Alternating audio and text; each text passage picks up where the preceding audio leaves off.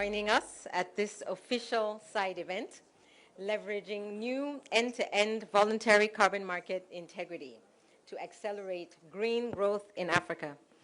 I am Tarieg Badigeshin, and I am the co-chair of VCMI.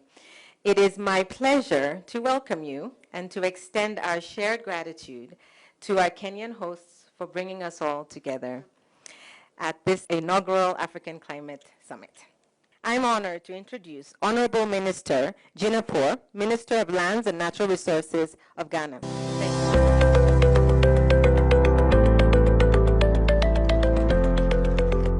Thank you very much, Madam.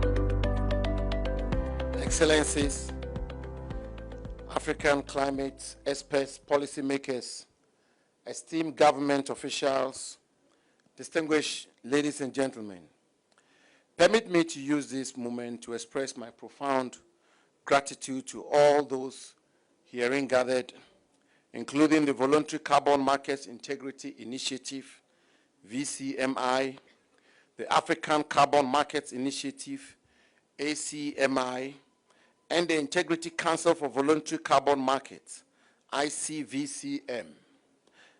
Undoubtedly, this side event will leave an indelible mark on all who will have the privilege of participating, both within this room and beyond its confines. Special commendation to our esteemed keynote speakers and experts whose invaluable insights will enrich our discussions on the topic, quote, leveraging new end-to-end voluntary carbon market integrity to accelerate green growth in Africa, end quote. Ladies and gentlemen, it is truly heartwarming to witness Africa's significant advancement in the global carbon market, which is significantly brought to the fore by His Excellency President Ruto and the Kenyan government in organizing this Africa Climate Summit.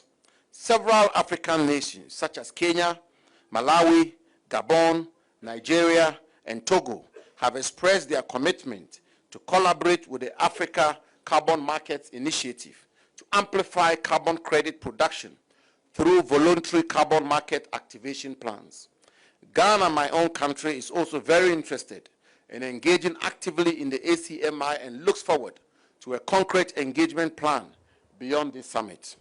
Excellencies, ladies and gentlemen, as you may be well aware, Ghana has achieved significant milestones in the generation of forest carbon credits, having received its first emission reductions payment from the Carbon Fund of the World Bank. We have also made a bold step to be the first country to define a reasonable framework within which Article 6 of the Paris Agreement framework transaction can be achieved for Ghana and for both voluntary and compliance market engagements. Internationally, Ghana and the United States are co-chairing the new and phenomenal Forest and Climate Leadership Partnership, FCLP, launched at COP27 in Sharm el-Sheikh as a high-level ministerial partnership to bring together government and non-governmental organizations to work on solutions to reduce forest loss, increase restoration, and support sustainable development to achieve the targets set by the Glasgow Leadership Declaration on halting and reversing forest loss by 2030. Distinguished ladies and gentlemen, some initiatives already being worked on by the FCLP are on developing integrated country packages for nature and also strengthening forest carbon markets and their credit generation. The work on the forest carbon markets has identified the need to develop coordinated, holistic, and bespoke technical and financial capacity building support for all the different actors in the carbon market chain. Indeed, we do not belittle the pockets of capacity building support provided already, but the expanded scope and multi-phases of carbon credits generation, from readiness to resource-based payments, and the need for so-called high-integrity credits, necessitate that capacity building is reinforced both for the supply side and the demand side actors. This is both useful and true for the voluntary and compliance markets and will help to transcend the readiness of structures at national level into the design and development of grassroots level multi-stakeholder governance approaches. Distinguished guests, ladies and gentlemen, in a prior event this morning at this summit, the FCLP has announced the launch of a working group for this forest carbon market, and I call on all relevant stakeholders to join hands to develop this body of work for high-integrity forest carbon credits. There's no 1.5 without nature and forests, and getting the market to function right for forests is a huge success factor. As a country, our engagement with the VCMI in particular in developing the asset strategy and claims code have proven that the voluntary carbon markets, which were hitherto seen to be very volatile, unstable, and difficult to track, can be strengthened with the right tools and capacity to provide a financial ramp-up for climate action as the private sector and corporate boost needed for the voluntary carbon markets to work cannot be overemphasized. Ultimately, what is useful to Africa and other developing countries is the recognition of the efforts needed for sustainable development and the payment of the right price for carbon.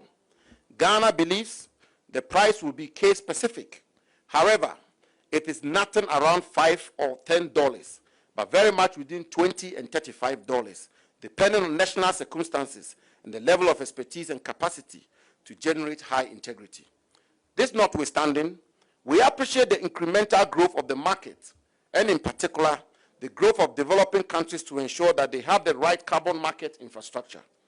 In this sense, Ghana believes the ICVCM in the development and application of its core carbon principles should widen their net of engagement with developing countries to understand the peculiar national circumstances, appreciate growth and progress, political will and stability, and the need to create room for stepwise improvements. Principles that do not support the growth of the carbon market will not be helpful to climate action. We must all appreciate that we don't have much time to delay the urgency needed for climate action. Therefore, the development of any principles, strategies, codes, or others must be beneficial to provide support and not just disqualify the progress any country has made. Excellencies, distinguished guests, ladies and gentlemen, much will be discussed by able panelists, and I wish to re-echo this. The true potential of our collective efforts emerges when we acknowledge the sacrifices countries from both the South and North are making towards climate action. The demand side is only meaningful when, for instance, the supply side is supported to function fully, and this understanding will be crucial in defining evolving interlinkages between the voluntary carbon market and Article 6 of the Paris Agreement. I will leave you with the Latin phrase, quote, capiamus omnem occasionem, end quote, who charges us to seize every opportunity and platform to implement strategic actions that will usher in an era of sustainable growth that leaves no country behind. Let us continue these discussions and collaborations beyond this panel, working together to create a better Africa and a better world for ourselves and generations to come. I thank you all for your upcoming engagement and participation, which obviously promises to be exciting and fruitful. I thank you for your attention.